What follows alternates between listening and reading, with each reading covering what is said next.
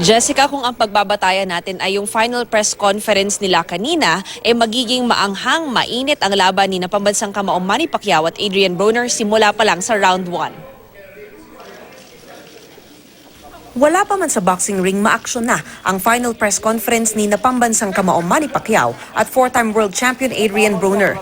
Maangasangad si The Problem Broner. I don't care that he's an 8-time world champion in all them weight classes and I don't care about none of that. All I worry about is, long as my money right, we can have a nice fight. I train my ass off, and I just want y'all to know though, I play a lot, but when that bell ring though, I'm gonna be ready, and I ain't coming in to lose. I ain't coming to lay down, man. I'm coming to get this victory for real. And I'm guaranteeing that he will send Manny back to the Senate beltless without the WBA title. Napipikon daw si Broner dahil puro Mayweather ang sinasabi ng mga tao. Si Pacquiao, nangiti na lang. Nothing personal outside the ring. We'll always be friendly. We always be friend. If you want to be friend with us. But this coming Saturday, like I said, we work hard. We work hard. We should give our best to the fans. Sa rami ng nagawa niya sa boxing, ang nais na lang daw ng pambansang kamao. I just want to stay in the top, and until I'm going to retire, I want to stay a winner in boxing, and especially trying to bring one fight in the Philippines before I retire. Pero kahit gusto ni Pacquiao mag-focus sa laban nila ni Broner, may mensahe siya para kay Floyd Mayweather Jr. I'm still here in boxing, so if you want to come back, then come back, and then let's face each other in the ring. Pagkatapos naman ng press con, nakangiti na si Broner. After the fight, hopefully I get to come to the Philippines and do some shows out there. Bago ang press conference, tumakbo si Pacquiao sa University of Nevada, Las Vegas. Hindi pinalampas ng pambansang kamao ang pagkakataong mag-training. Pagsapit kasi ng Huwebes, pahinga na siya hanggang sa mismong laban. Nag-core exercises din siya, kasama ang kapatid na si Bobby at sparring partner na si Lydell Rhodes. Pagdating ng hapon, nag-punch mitts naman sila ni Roach. Masaya ang kap at nagsayawan pa sila Coach Buboy.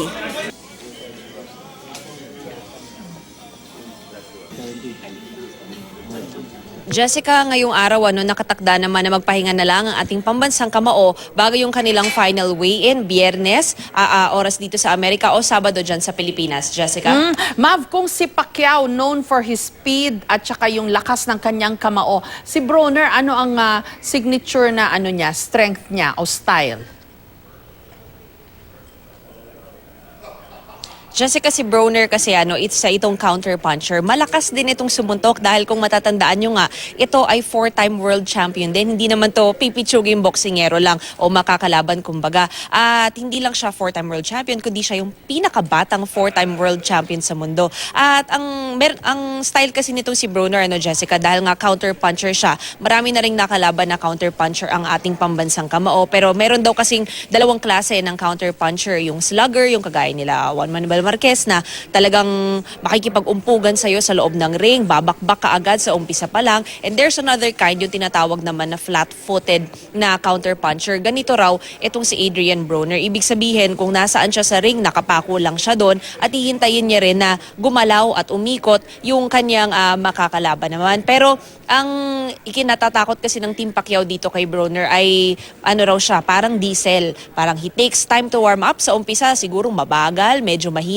Pero kapag nakuha niya na yung rhythm niya kumbaga sa ring, magiging delikado raw ito. Kaya ito rin, Jessica, kaya sinasabi ng Team Pacquiao na gusto nila sa early rounds ay makuha na kaagad nila yung ring generalship. Kung hindi sila maka-knockout kaagad, ay siguruhin na nila na makapasok na sila ng maraming puntos dun sa early rounds bago pa nga mag-init itong si Broner, Jessica.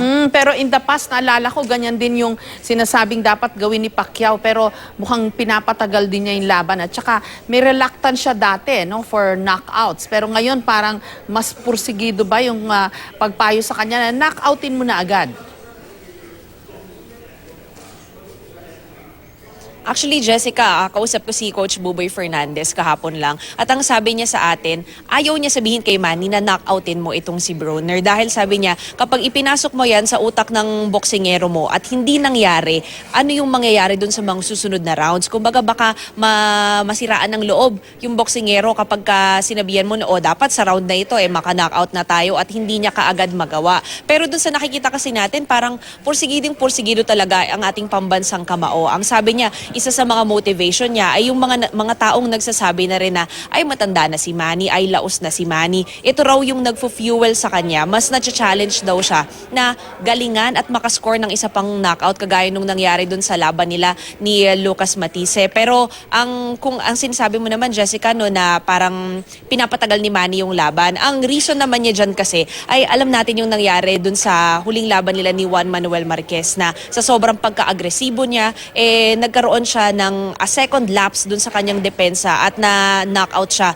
ng kanyang kalaban. Yan naman yung iniiwasan niya na mas careful siya, kumbaga. Pero ang sabi naman ni Manny, kung makita niya yung opening, kung makita niya yung oportunidad na maka-knockout, syempre kukunin niya pa rin ito dahil maganda nga naman sa resume kung knockout win ito at hindi lang by decision if ever. Jessica? Maraming salamat sa iyo, Mav Gonzalez.